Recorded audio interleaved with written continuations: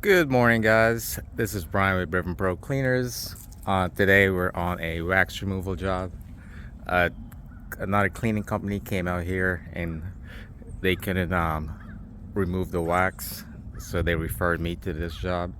So it's just a small minimum area. Our minimum is 500. So we're gonna be removing the wax and we're gonna be adding a wear layer protection coat to it. All right, guys, stay tuned.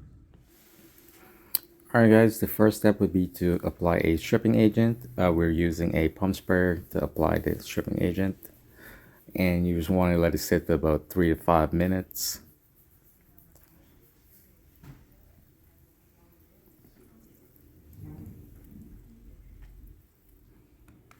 So, and then you would also want to use a doodle scrub. We're using a blue scrubbing pad to agitate and loosen up the wax and to also to get the edges.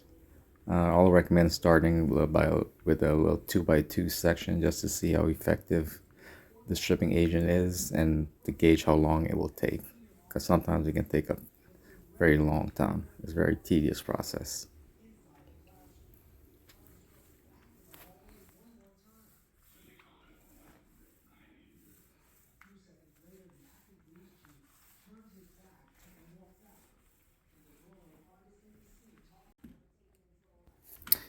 In here we're using a squeegee to get the excess from the edges, just to save on your back, and also it does a good job extracting and pulling everything from the edges.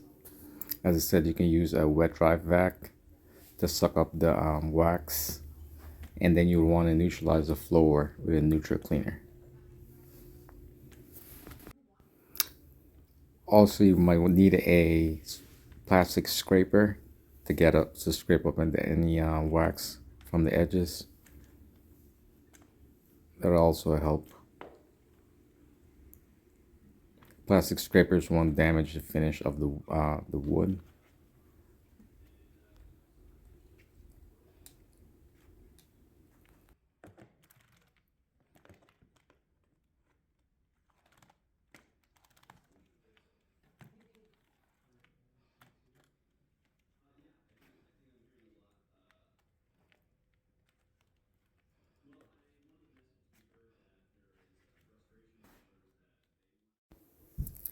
Here we're using a auto scrubber, but you guys can use a wet dry vac to suck up all the wax and moisture.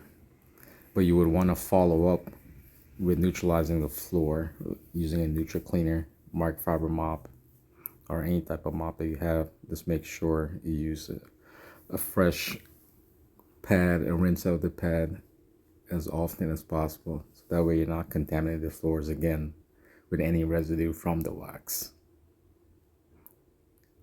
And once you can let the floor dry out and then track your progress to see how effective you are in removing the wax.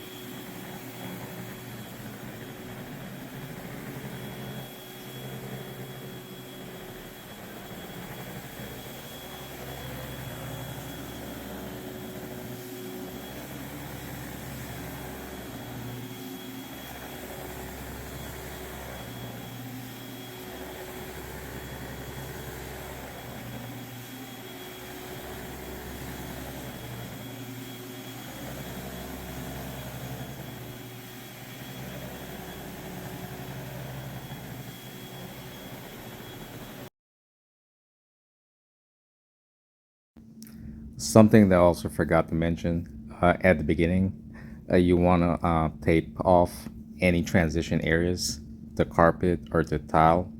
That way there's no overspray on those areas, or you're not getting those areas contaminated with wax.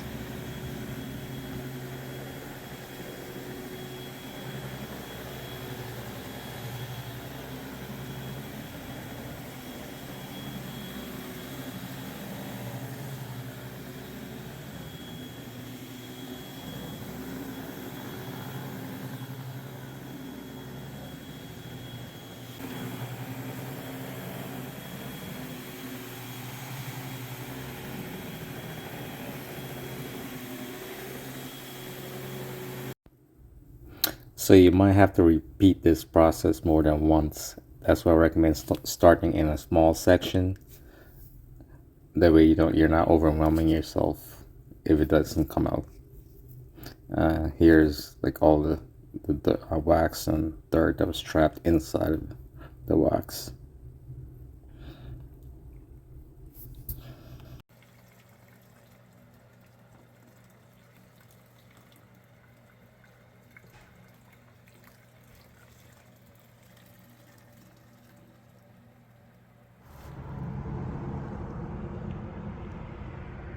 Alright guys, we're all set. Let's see, we're finished.